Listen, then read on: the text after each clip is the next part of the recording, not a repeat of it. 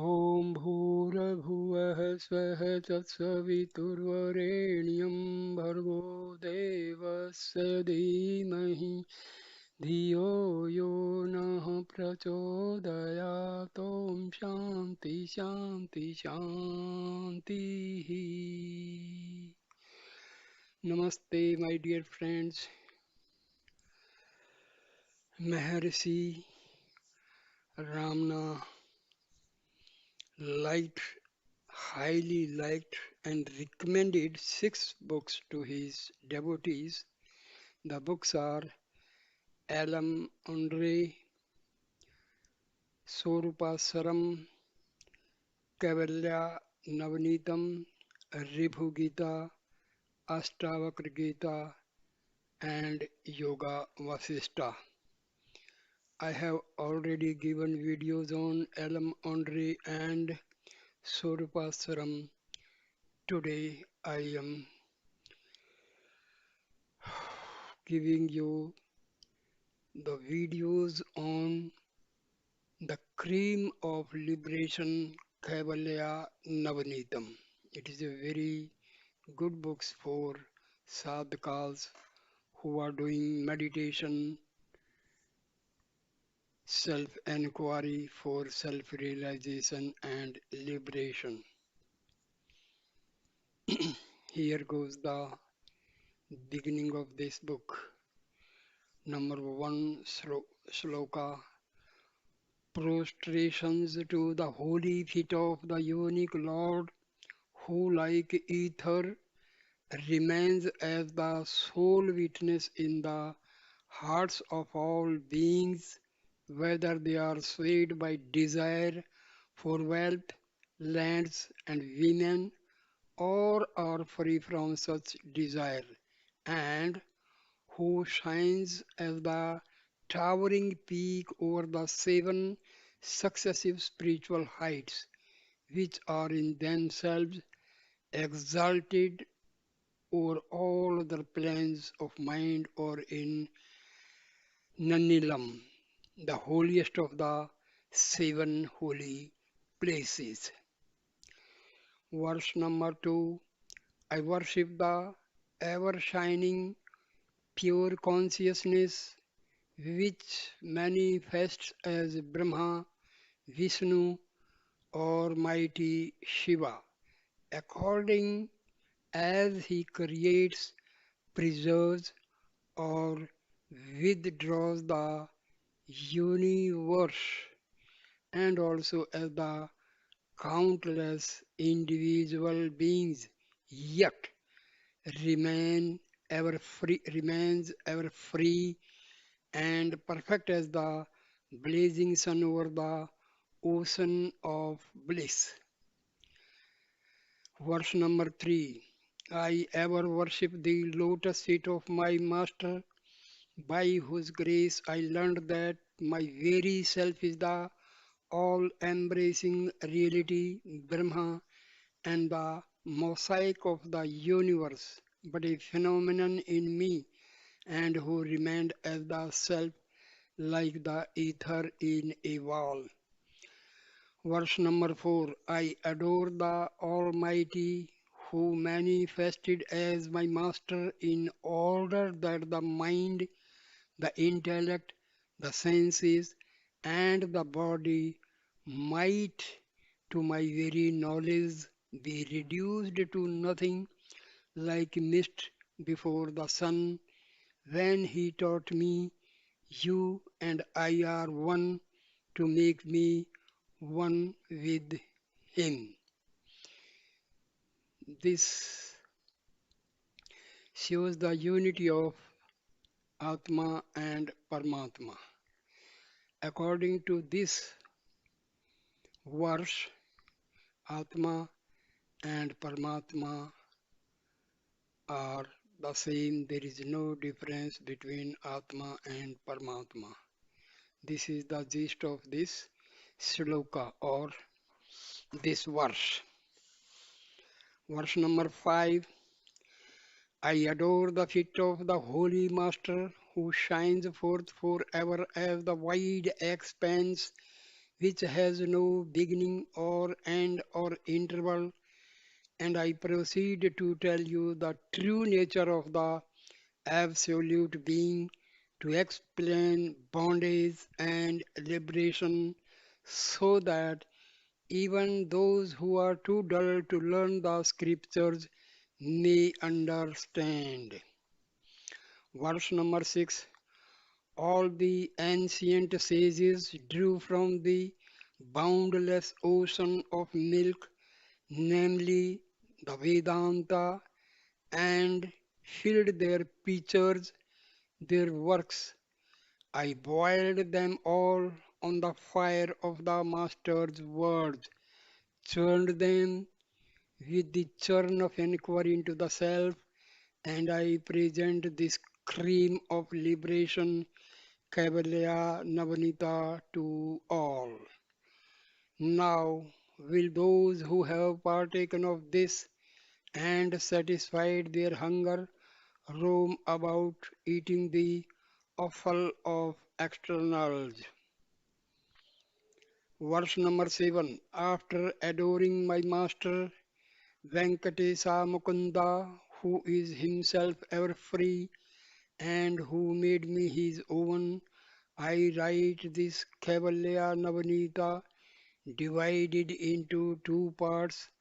The first part of which contains a clear exposition of the truth, and the second clears away all doubts arising from the former. Section 1. The exposition of the truth. Verse number 8. The sages say that there are four prerequisites for realization of the truth. Number 1. Viveka. Discrimination between the temporary, therefore unreal phenomena, and the permanent, therefore the reality that is nominal.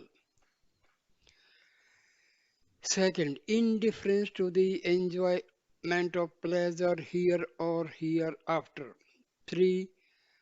Group of six qualities. And fourth, the longing for liberation. Verse 9 and 10. The six qualities are Sama, Dama, Uparti, Titiksha, Samadhana, and Shraddha. Now, of these, Sama is control of mind, Dhamma is control of the senses, Uprati is cessation of activities relating to caste, creed, family, etc. Titiksha is control of passions and include endurance.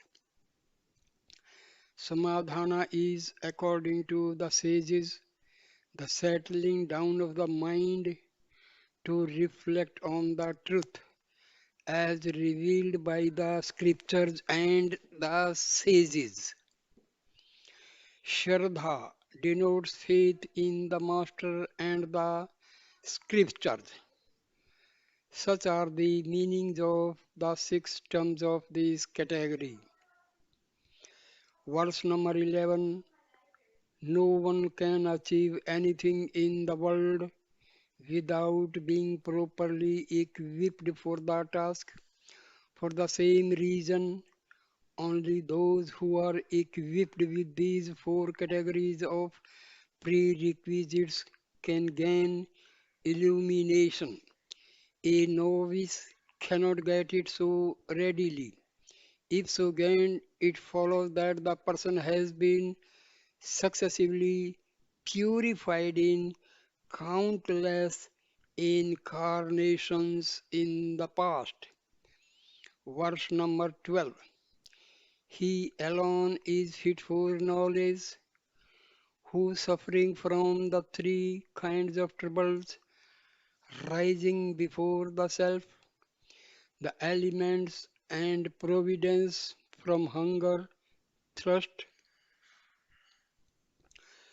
hunger, thirst, and so forth, from heat, cold, rain, disease, and the like, from robbers, wild animals, etc.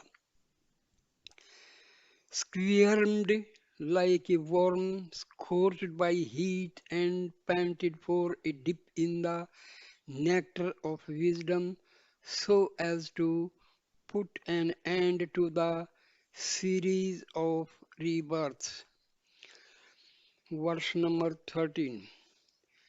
As the desire for liberation grew, he became unconcerned about his wife, children, and property, ran away from them like an antelope which had extricated itself from the noose of a hunter, and sought a holy master and respected him with all his heart.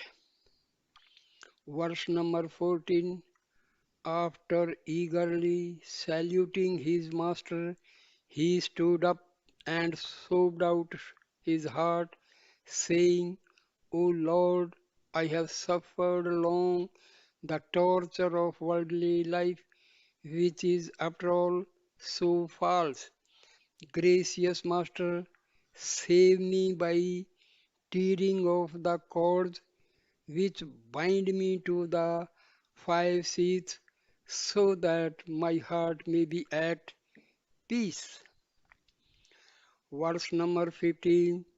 The Master lovingly considered him like a tortoise its eggs, looked at him like a fish its eggs, and passed his hands over him like a bird its wings over its eggs, and said, There is a means to put an end to your rebirths.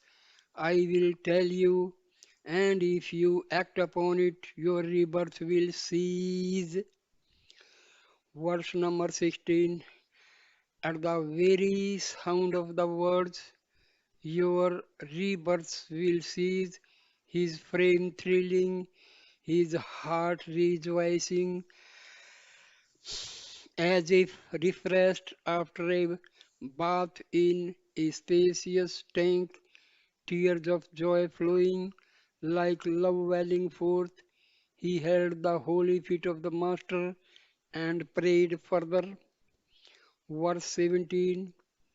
Even if I, your servant, am unable to carry out your instructions, you can set me right by your grace. You said just now there is a means to put an end to your rebirth. I pray, kindly tell it to me and save me. Verse 18. Finding himself subdued, the Master looks at the soul of the disciple and begins to instruct him so that the soul may regain its true nature as a wasp places a well chosen caterpillar in its shell of earth and then buzzes before it. Verse 19 and 20.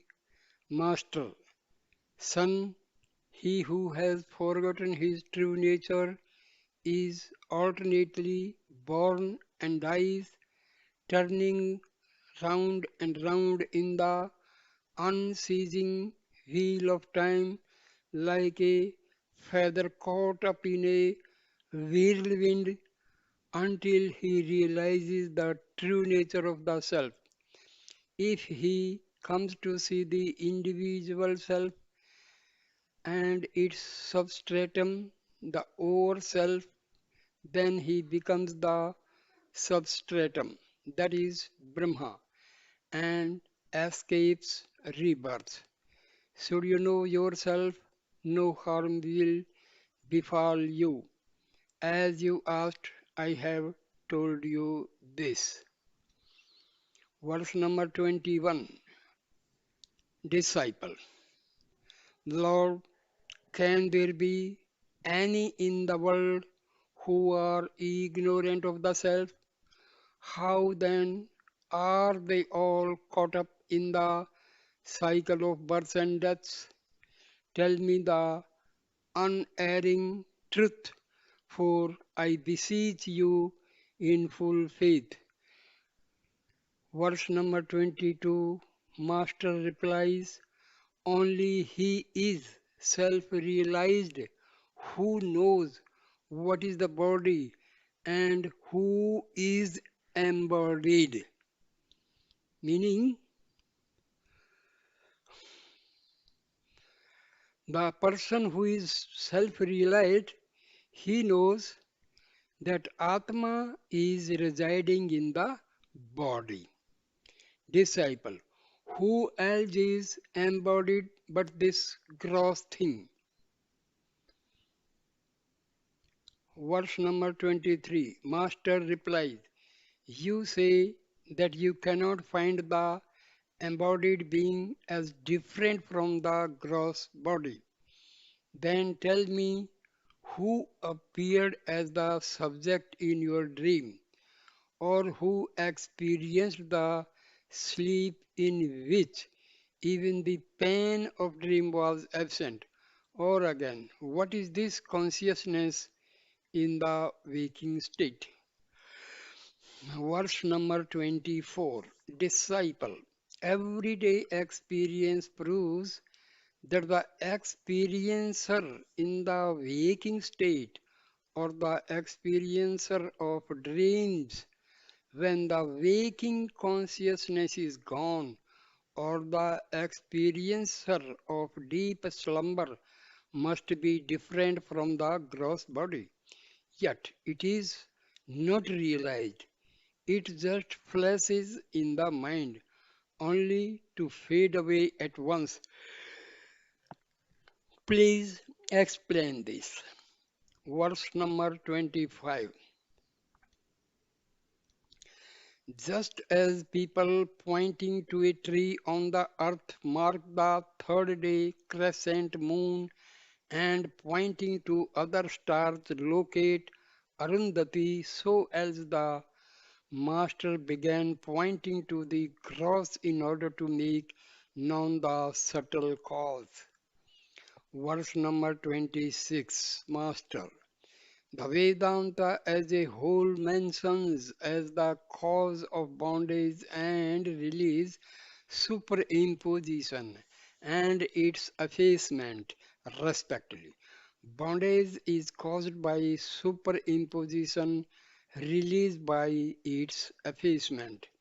Now listen as regards the former. Verse number 27. Superimposition is seeing one thing in another. A snake, for instance, in a rope, a man in a post, water in a mirage, or a blue canopy in the empty sky. Verse number 28. Similarly, the five elements and their combinations seen in Brahma, which is free from name and form, one and the same without a second, self-consciousness and perfect are products of illusion. Verse 29. If you ask how superimposition gives rise to creation, the answer is the beginningless jivas, that is the individual souls, remain unmanifest, avyakta, as in deep slumber. This state is disturbed by the generative thoughts of Ishvara, otherwise called time. Then, avyakta, the unmanifested, ceases to be casual, that is latent, and the three gunas manifest. Verse 30. They are Sattva, Rajas, and Tamas, which are pure, white, red, and black respectively, or again clear, turbid, and dark. Though equal, one of them will always predominate. Predominate. Verse 31. The foregoing is one explanation, another is as follows.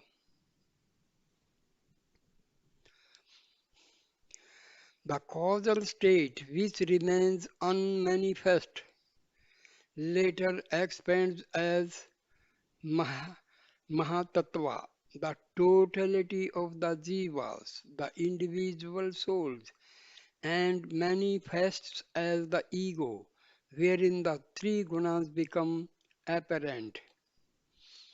Verse number 32. Ether like chitta, consciousness, is reflected in them. Of the three, Sattva is clear and is called Maya.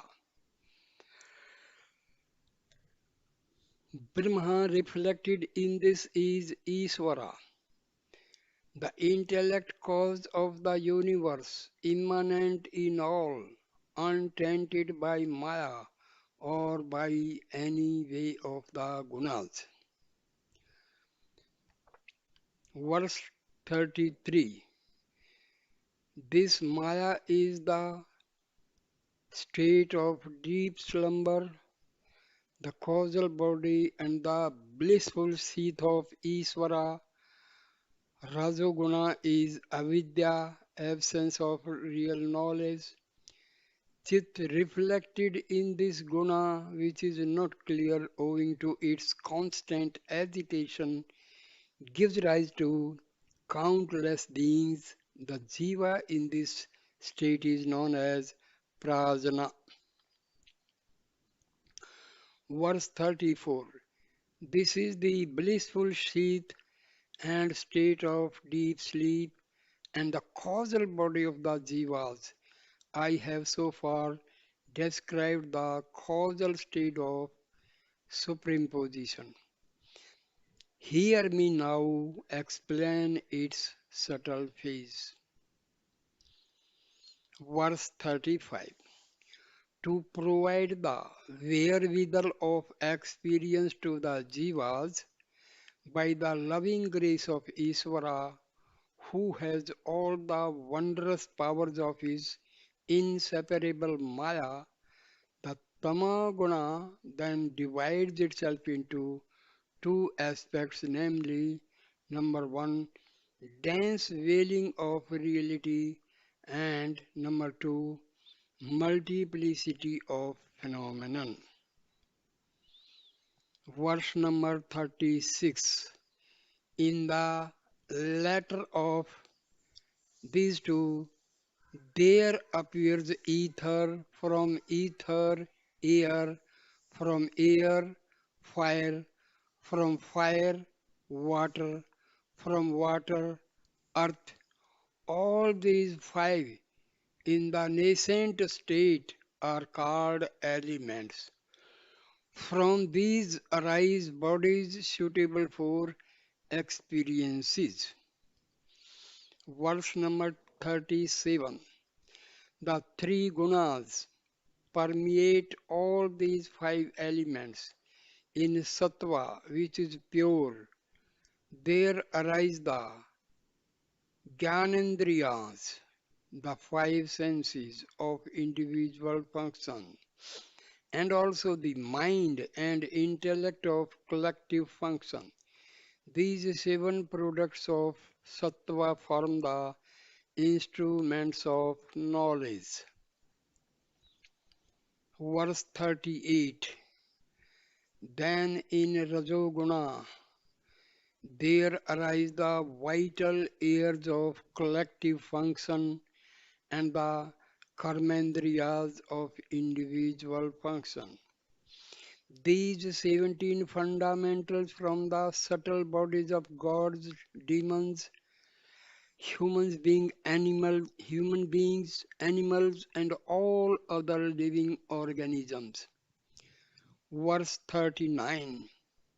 The jiva united to such a body is called Tejasa, and Isvara under similar conditions is known as Hiranyagarbha. In both cases it is called Linga Srira or the subtle body, which comprises the three seats, the vital, the mental, and the intellectual. This is their dream state. Verse number 40. So much for the subtle body. Now hear me describe the process of superimposition of the gross body. Isvara, who is ever watchful, combined the five elements so as to evolve gross bodies for the jivas and objects for experience. Verse number 41. Each of the five elements was divided into two halves.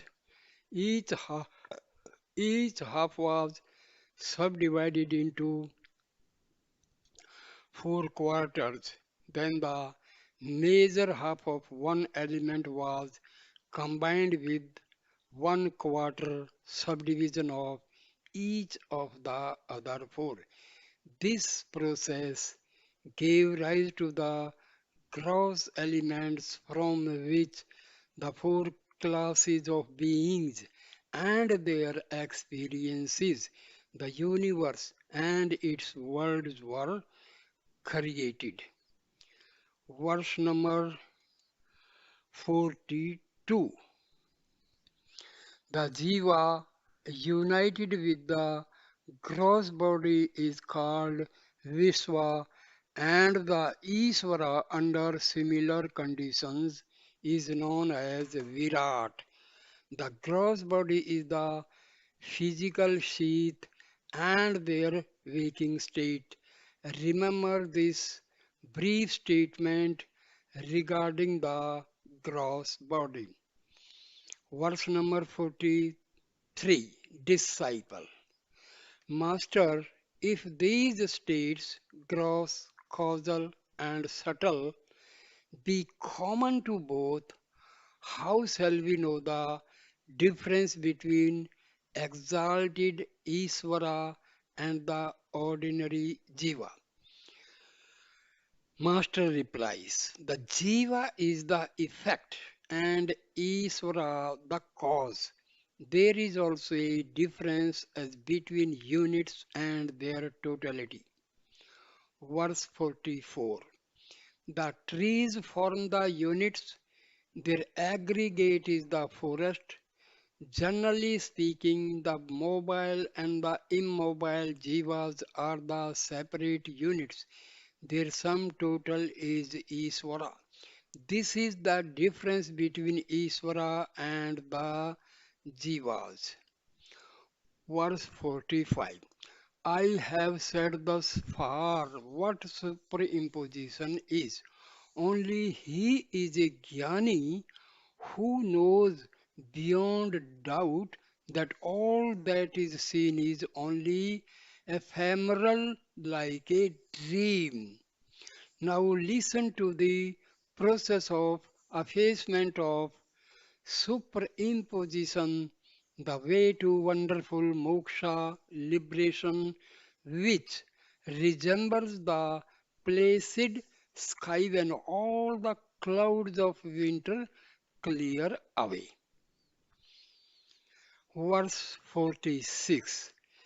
Just as one examines and finds out that this is not a snake but a rope, and this is not a thief but a thick post, so also one makes out beyond doubt by the word of the Master and the light of the scriptures that the body, the world, and the elements are only Brahma, that is, unchanging consciousness. Know this to be the effacement of superimposition. Verse number 47. Cause and effect are the same, like cloth and yarn, ornaments and gold, utensils and clay, to resolve the body into its antecedent cause until avidya, ignorance, is traced as the root cause of all, is the method of effacing superimposition. Verse number 48. Disciple, you have said that the tamoguna functions in two aspects, namely veiling and multiplicity, of which you have explained the latter, which springs from desire. Tell me, my Lord, the result of the other aspect, that is veiling. Verse number 49. Master clarifies. Avarna, the veiling power, veils the inner vision of all embodied beings except unexcelled Isvara and self-realized jnanis in the shape of. It is not, it does not shine forth in the same way as the dense darkness of a wintry night hides the sky, the earth, and the directions from our view. Verse number 50. Outwardly, this veiling power altogether obstructs the distinguishing of Brahma, who is perfection, from his modifications as the world, and inwardly that of the self, which is pure consciousness, from its modification as the inner faculties, that is, the ego, the mind. It is therefore the sole cause of that chronic disease, the endless series of births and deaths. Verse number 51.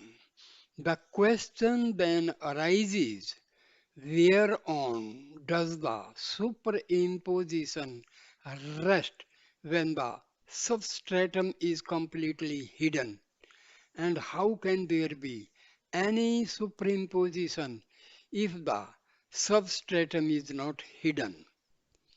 The answer is the substratum is twofold, general and particular, of which the general substratum remains continuous and unbroken. Transient superimposition is particular. Verse number 52. In the world, the common substratum, this is, can never be veiled, but only the particular identity. This is a robe. Similarly, with the jiva, ignorance does not veil the substratum I am, but it veils the specific knowledge I am Brahma. Verse 53. Disciple, how does it happen, my master, that the power of veiling is censored for the doings of the power of multiplicity, which, arising as the five seeds, the jiva, and the world, obstructs pure being from view? Verse 54. Master, listen carefully. Although the power of multiplicity is the direct cause of the misery-laden cycle of births and deaths, yet it is of service to those who seek liberation in earnest. Can the darkness of night be of the same service for one's useful activities as the light of the day. What more can I say to you? Therefore, my son, the power of wailing is the more harmful of the two. Verse 55. Has anyone gained release from the cycle of subsequent births because the world was totally lost from view in his deep sleep or in the dissolution?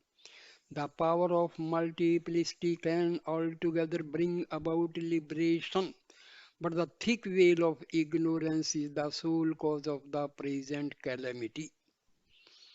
Verse 56.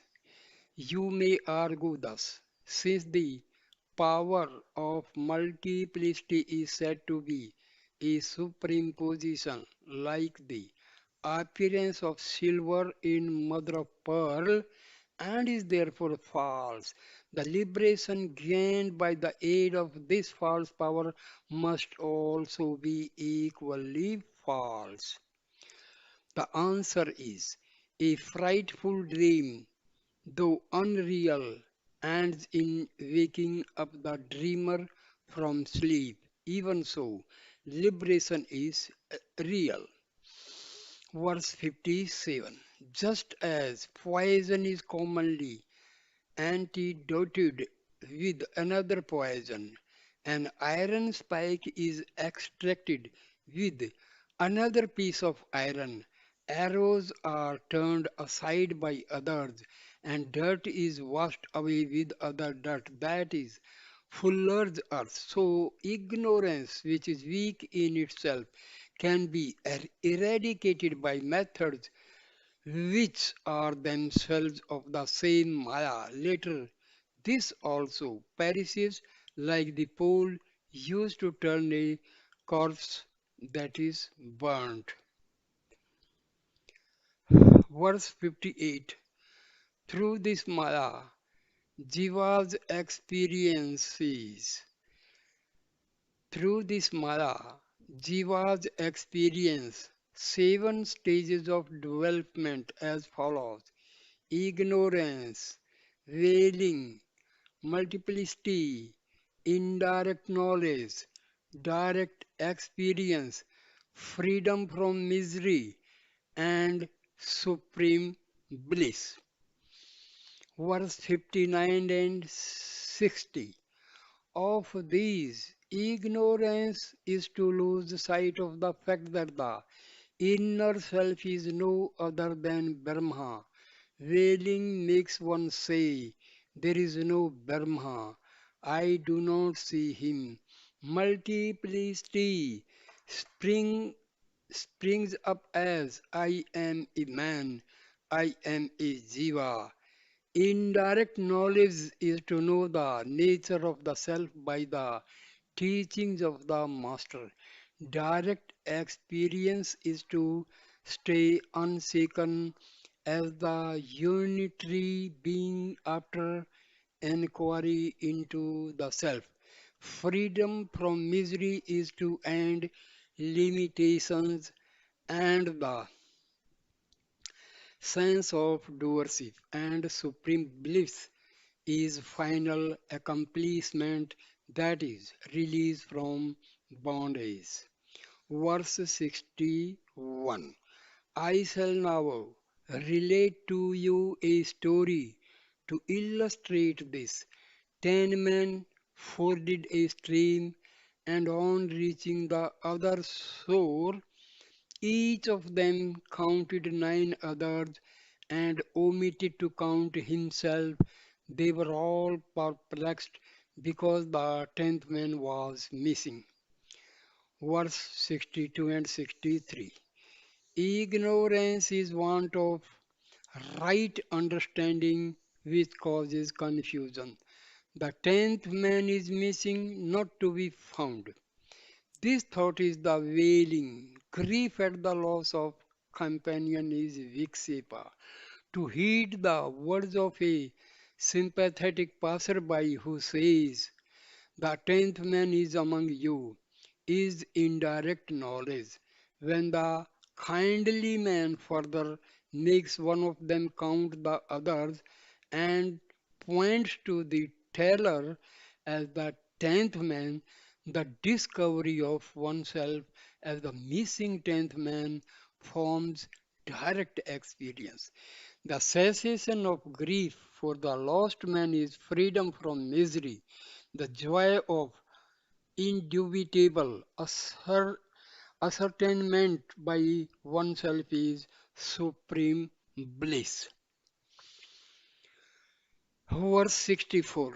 Disciple, Master, pray, show me my real self so that I may know it as truly as the tenth man did in the anecdote.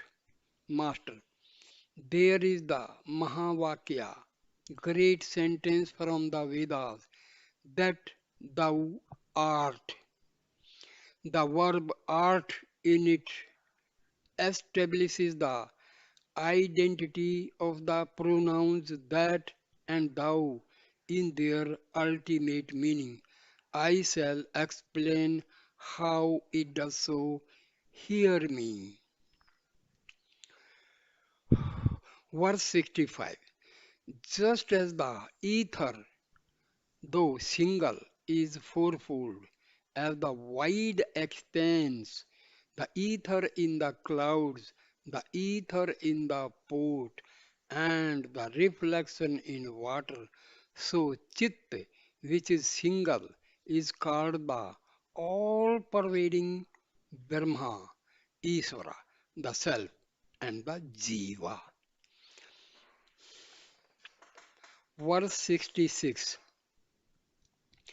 In the Mahavakya referred to verse 64, the word that stands for Almighty Isvara and thou stands for the Jiva. But ultimately they mean respectively Brahma, who is free from Maya, and the inner self, who is free from limitations. They are now mutually bound up like butter in boiled milk, just as the milk is churned and the butter separated, so also you should realize the self and thus stand apart. Verse 67. The way to get rid of the trappings of the jiva is to kill the present idea that I am the body, which is only a corpse after all, for it is a mere assemblage of the five elements.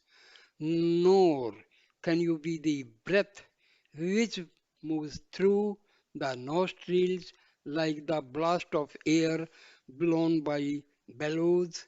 It is simply a function of Rajoguna. Verse 68. Can the self be the intellect or the mind which stand to each other in the relation of agent and instrument? These two seats are only modes of Sattva.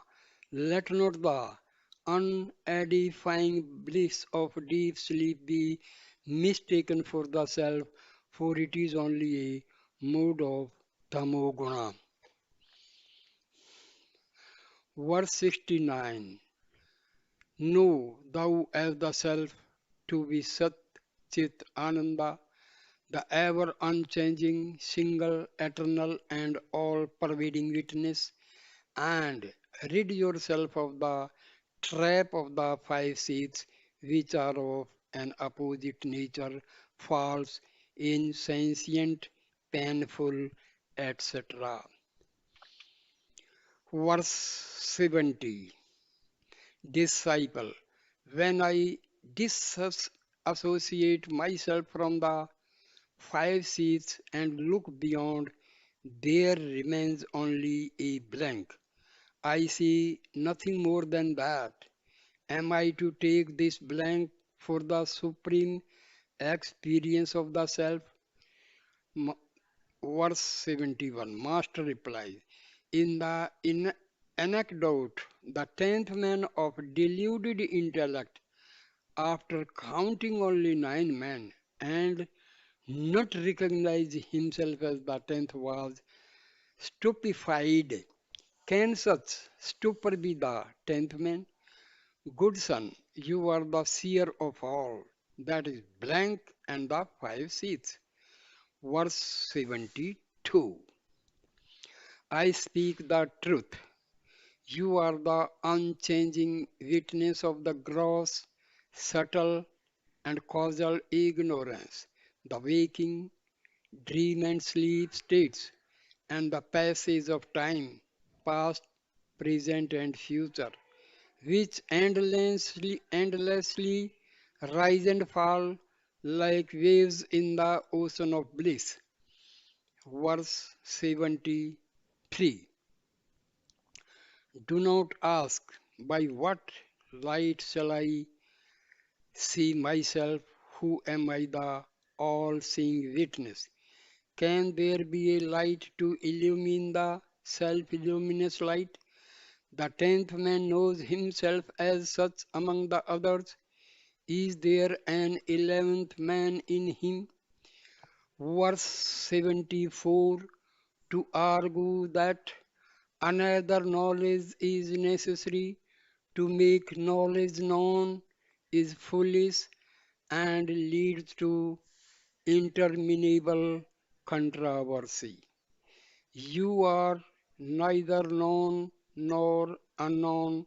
Realize yourself as self shining knowledge. Verse 75. Is it what makes the sweet sweet, not the nature of sugar to be sweet? Realize yourself as the meaning of I, which makes known objects as this and that, or the seen and unseen, and itself lies beyond them.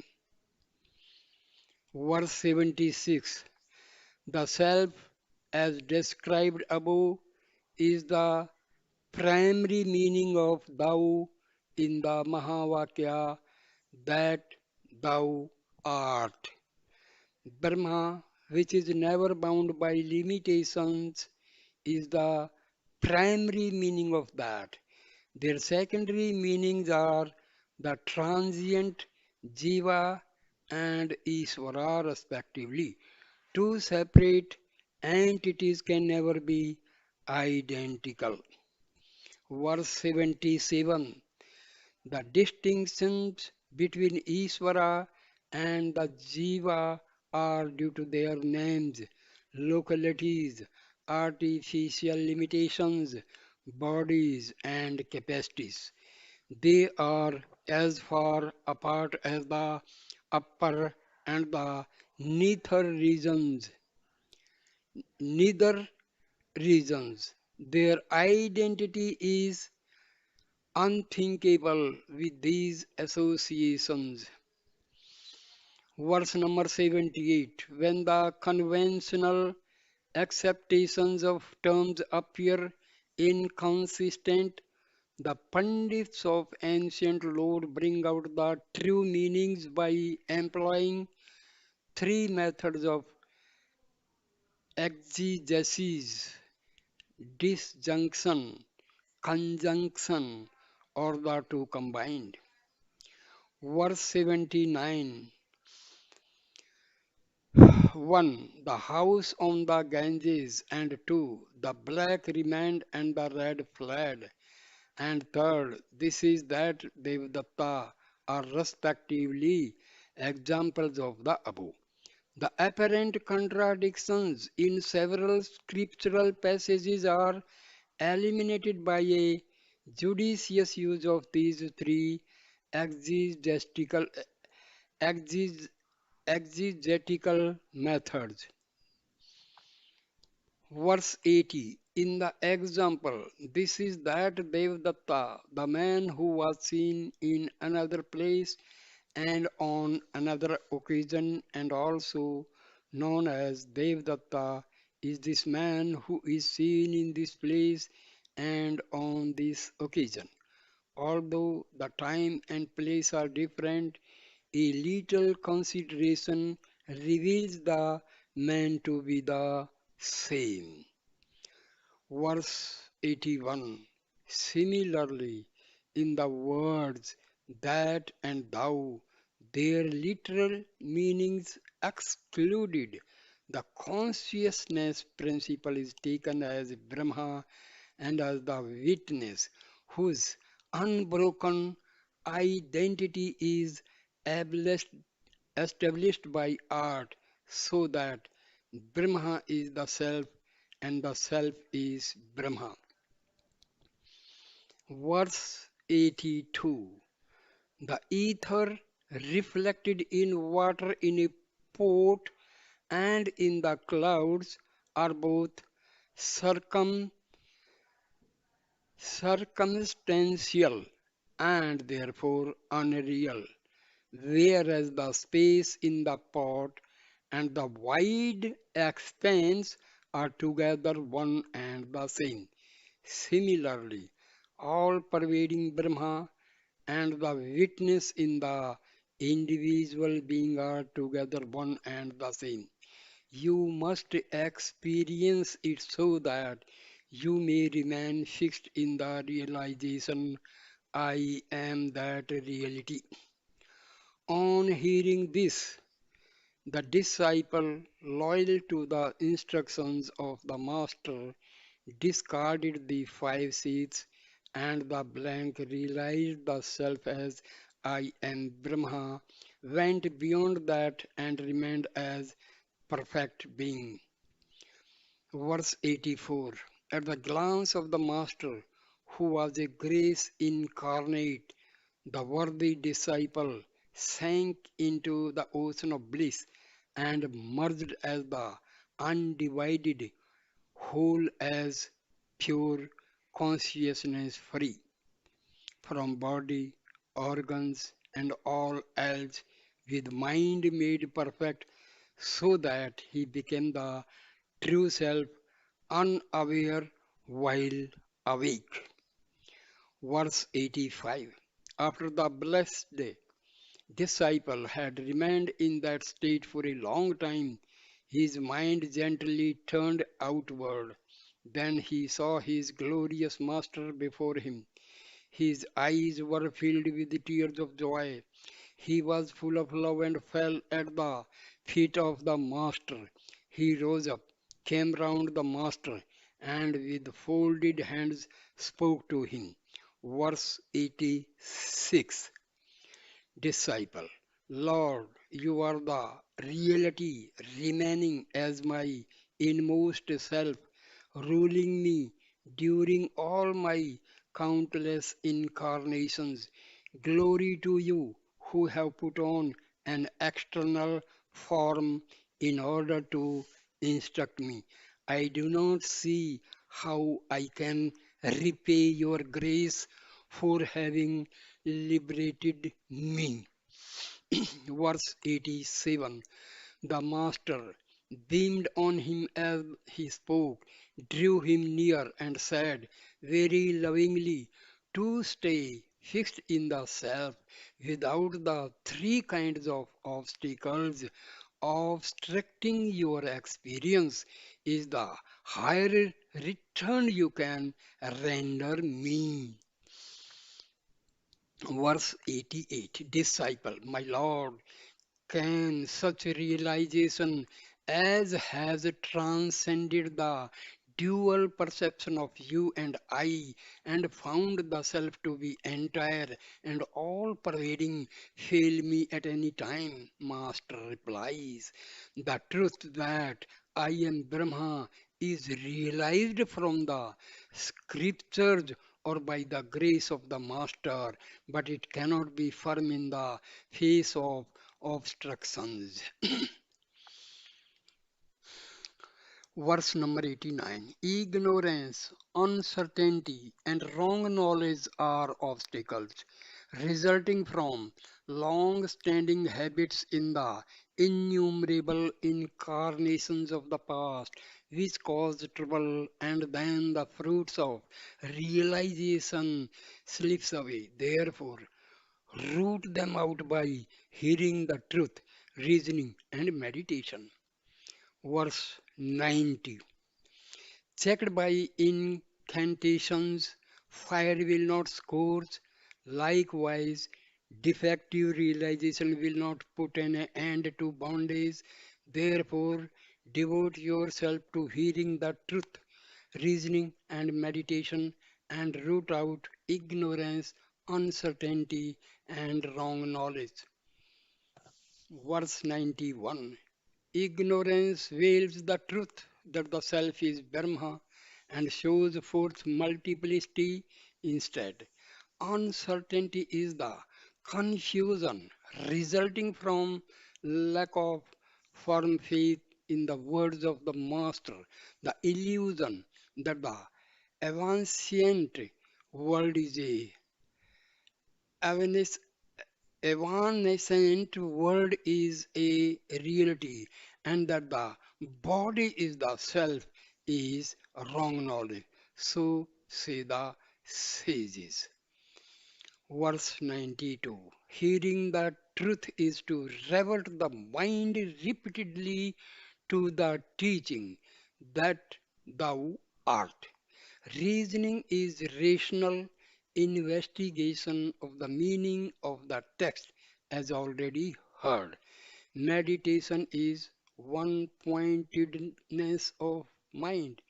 If every day you do these, you will surely gain liberation. Verse 93. The practice must be kept up so long as the sense of knower and knowledge persists. No effect is necessary, therefore.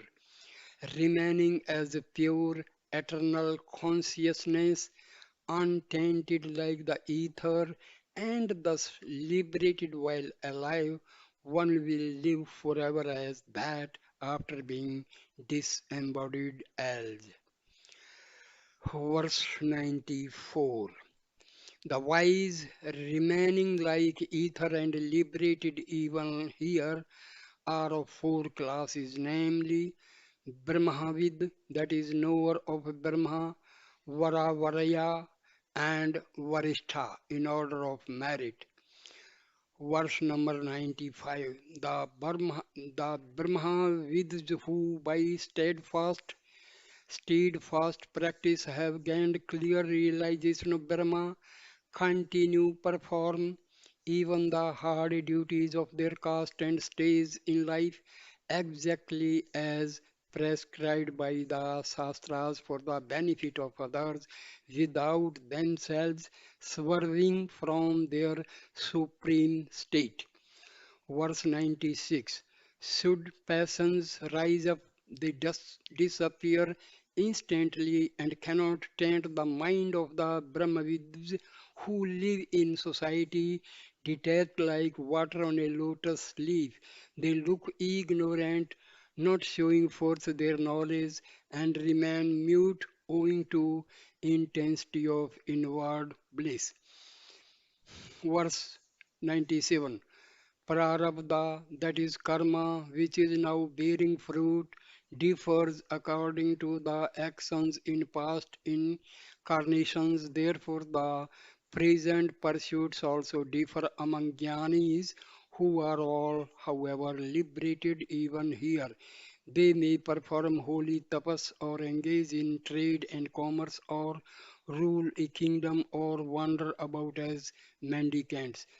Verse 98. They would not think of the past or future, would partake of what comes unsolicited, would not wonder even if the sun turned into the moon or at any other marvel, whether the sky were to spread its shoots down like a banyan tree or a corpse were to be revived, and nor would they distinguish good and bad, for they always remain as the unchanging witness of all. Verse 99. Among the other three classes, the Vara and the Varaya remain settled in Samadhi. The Vara feels concern for the maintenance of the body. The Varaya is reminded of it by others. The Varishta never becomes aware of the body either by himself or through others. Verse number 100. Although there are distinguishing characteristics in the lives of the different sages who are themselves very rare in the world, yet there is absolutely no difference in the experience of liberation. What can be the use of the hard-born samadhi? The Brahmavid who is outwardly active seems sometimes to feel the misery of calamities, whereas the others remain in unbroken bliss. Now, if the Brahmavids live like the ignorant, how are they free from the cycle of birth and how is their ignorance gone? The all pervading ether remains untainted by anything. The other four elements are tainted by contact with objects. So it is with the Brahmavid and the ignorant. The immemorial Vedas declare that single minded devotion to a holy sage is not only pleasing to Brahma, Vishnu, and Shiva together, but also secures the rewards of all the Vedic rites and finally liberation from the cycle of birth. Now, listen how liberation, while alive, persists after disembodiment also. Now I stop this video here and continue in the second video of Kaivalaya Navneetam. Thank you, my dear friend. Please like, comment, and share the video and subscribe my channel. Namaskar, namaskar, my dear friends. Namaskar.